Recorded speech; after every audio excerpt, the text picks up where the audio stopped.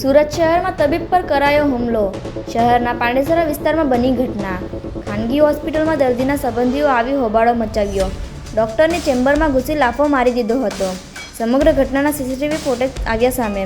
તબીબ દ્વારા પાંડેસરા પોલીસ સ્ટેશનમાં કરી જાણ.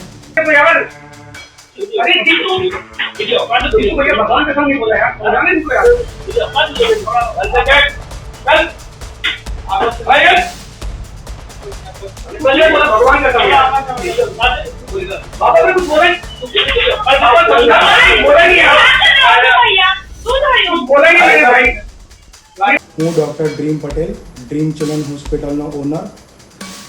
મારા આસિસ્ટન્ટ ડૉક્ટર નામ ડૉક્ટર મનોજ પ્રજાપતિ. ગઈકાલે સાંજે એક પેશન્ટ આવ્યું હતું જેણે ઘરે ઉંદર મારવાની દવા લીધી હતી અને અમે પ્રાઇવેટના પ્રોટોકોલ પ્રમાણે રિલેટિવને એણે શાંતિથી સમજાવ્યું કે ભાઈ તમારે 24-48 કલાક ઓબ્ઝર્વેશનમાં એડમિટ થવું પડે. કંઈ પણ કોમ્પ્લિકેશન હોય તો હોસ્પિટલમાં આપણને ખ્યાલ આવે. કોઈક વાર એવું થાય કે ભાઈ બાળકને તકલીફ થાય કે ઓક્સિજન ઓછું થવા માંડે, ધબકારા ઓછા થાય તો મોટી હોસ્પિટલ પણ મોકલવું પડે, જેના માટે તૈયારી રાખવી પડે અને આપણે એડમિટ કરીને ટ્રીટમેન્ટ ચાલુ કરી દઈએ. એમણે કીધું કે મારે એડમિટ નથી થવું અને ફાઇલ લઈને ચાલ્યા ગયા. પછી એ રિલેટિવ પાછા આવ્યા. મારા આસિસ્ટન્ટ ડૉક્ટરને 10થી 12 વાર તમાચા માર્યા, અહીંયા સ્ટાફ સાથે મગજમારી કરી, ગાળાગાળી કરી અને જોરથી માર્યા.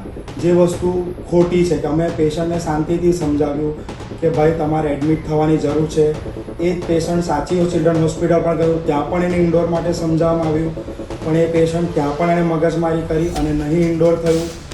અને અમે ચાહીએ છીએ કે એ પેશન્ટ વિરુદ્ધ પોલીસ FIR લે અને આગળની જે પણ હોય તે કાર્યવાહી આગળ કરે. તમે ગયા હતા પોલીસ સ્ટેશન? હા, ગયેલા. શું કહ્યું? એમણે અત્યારે તો લિખિતમાં અરજી કારગારે લીધેલી હતી. હવે આજે અમે પાછું એકવાર અપડેટ મેળવીએ અને અમને ખ્યાલ આવે કે શું કર્યું છે કે અમને એના વિરુદ્ધ FIR જોઈએ છે. કોણ છે એ લોકો જે મારવાવાળા હતા? ઓળખો છો? મેં નથી ઓળખતો, પણ જે મારા આસિસ્ટન્ટ ડૉક્ટર છે એ એમની સોસાયટીમાં પાછળ રહે છે. તમે કંઈ પણ હોય પણ હુમલો નહીં કરી શકો, કોઈને પણ મારી નહીં શકો. તમારે નહીં ઇન્ડોર થવું, નહીં દાખલ થવું. અમે કોઈને ફોર્સ નથી કરતા કે તમે દાખલ થાઓ. તમારે નહીં દાખલ થવું તો નહીં દાખલ થાઓ, પણ કોઈના પર હાથ ઉઠાવવો અને ગાળાગાળી કરવી એ વસ્તુ ખોટી છે. એ ચલાવી લેવામાં આવશે નહીં. આજે આ ડૉક્ટર પર હુમલો થયો છે, કાલે બીજા પર હુમલો થાય એ વસ્તુ પોસિબલ જ. પછી અમે ક્યારે ભયના એ તે કામ કર્યા કરે.